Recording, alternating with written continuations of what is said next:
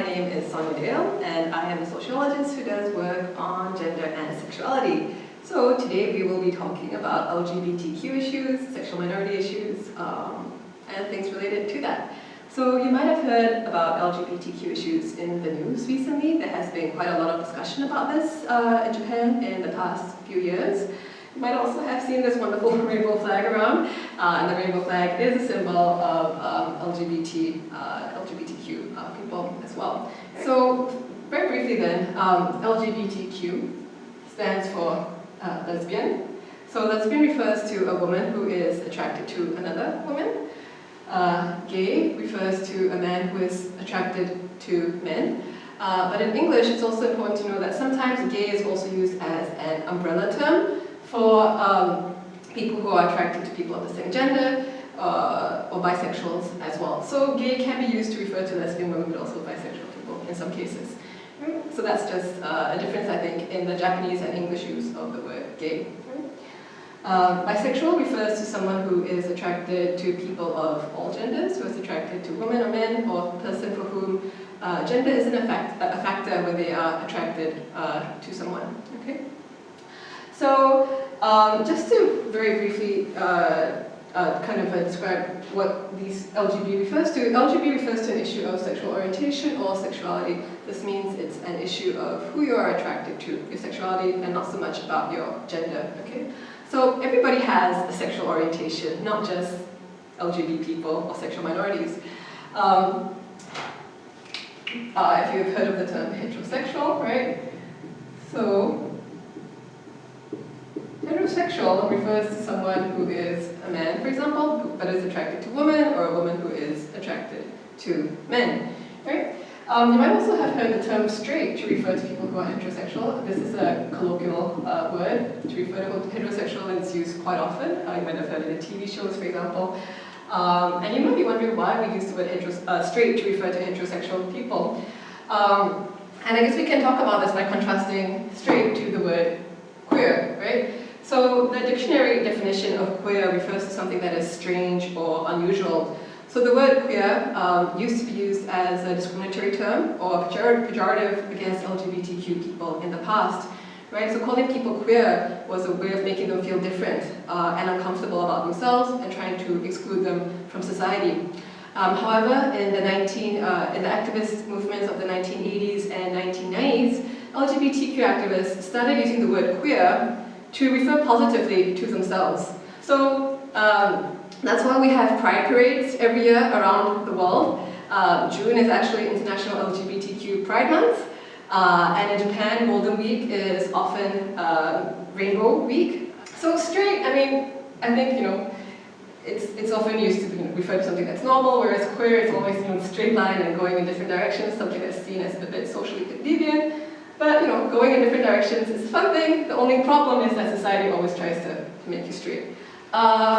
So queer also, I guess, is an issue of sexual orientation and sexuality, and is also seen as an umbrella term for all LGBTQ people in general as well. Right? So let's get into then transgender. And transgender, unlike LGB, is not an issue of sexual orientation or sexuality, but it's more an issue of gender identity. Right? So how you identify and the gender that you recognize yourself as. Okay? So to think about this, I'll introduce these two terms here, assigned gender and gender identity. So if you're assigned gender, once again, assigned gender is something that we all have also.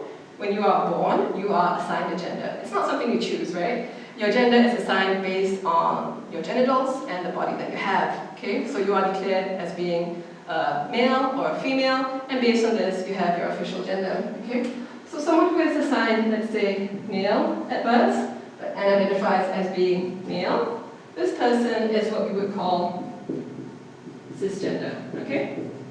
That means your assigned gender and your gender identity are the same.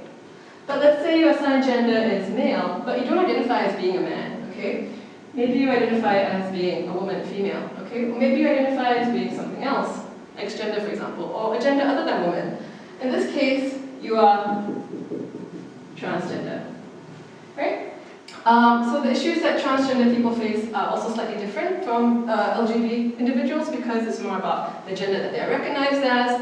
and being given the opportunity to live freely as the gender that they identify as well. Okay? So I've discussed the LGBTQ acronym now, and let's start thinking a little bit about what it means to refer to LGBTQ people as sexual minorities in society.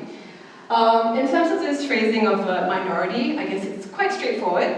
Various statistics and data show that LGBTQ people make up about 5 to 10% of the population in different countries around the world. So in terms of numbers, they are a minority. Who is the sexual majority then? So numbers aren't really that important, but what is significant in thinking about LGBTQ people as minorities is to recognize that society is constructed with the idea of the majority in mind. And this means that people who are in the minority, not just when it comes to gender and sexuality, are often excluded from various social. One example that we can think through this issue of society being constructed with the idea of the majority in mind is marriage, right? So in most countries, marriage was constructed with the idea of the heterosexual couple in mind, a man and woman who get married, right? And for a long time, only heterosexual couples could get married. This is very much a human rights issue. It means that not all people are being treated the same, and a lot of people are not being given the right to get married, right? So I think same-sex marriage is an issue that's been getting more attention these days, but you might be surprised to realize that the first country to legalize same-sex marriage only did so in 2001, and that was the Netherlands. So same-sex marriage, it's only something that we managed to get socially recognized in the 21st century. 2001, close to 20 years ago, but still relatively recent. And I guess if you think about it, there's still so many countries in the world where same-sex marriage is not legal. And Japan is one of those countries as well. You might have heard news about Shibuya Ward, for example, or various local districts in Japan, and the issue of same-sex partnership. But what I really need to emphasize here is that this is not marriage, okay? So what you have in Shibuya Ward, for example, is a partnership registration system, meaning that if you're in a same-sex relationship, you can get a certificate which says that you and your partner should be treated the same way as a married heterosexual couple, okay?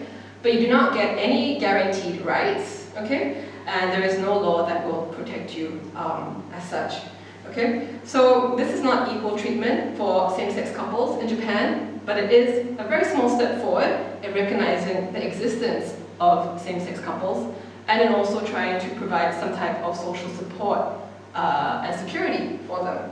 Okay, so from these examples, I think it's quite clear that LGBTQ individuals are not treated as equals in society, and they're not given the same rights that heterosexual couples have, for example. And this is not just related to the issue of marriage. If we look at other spheres as well, I think the exclusion of LGBTQ individuals is quite clear.